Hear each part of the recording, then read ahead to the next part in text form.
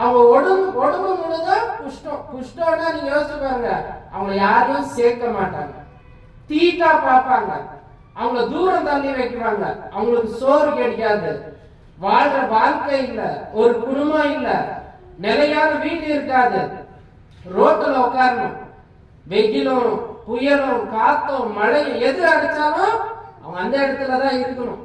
ஒரு நிலையான வாழ்க்கை இல்ல, எதுவுமே இல்லாம நம்மளுடைய வாழ்க்கை முடிஞ்சு போச்சு அவ்வளவுதான் அப்படின்னும் போது அந்த 10 பேருக்கும் நல்ல வாழ்க்கை கிடைச்சிடுச்சு.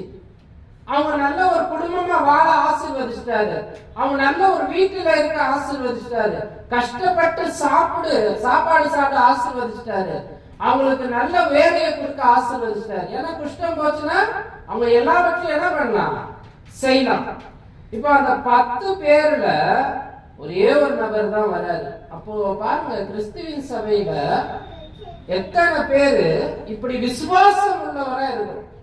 சில பிரச்சனைகள் தான், நம்ம நல்ல மனிதர்கள், உடல் ஆரோக்கியத்தோடு இருக்கிறோம், ஞானத்தோடு இருக்கிறோம், ஆனாலும் இப்படியாப்பட்ட வாழ்க்கையை கொடுத்த அந்த தேவனுக்கு நம்ம என்ன செய்யறோம்?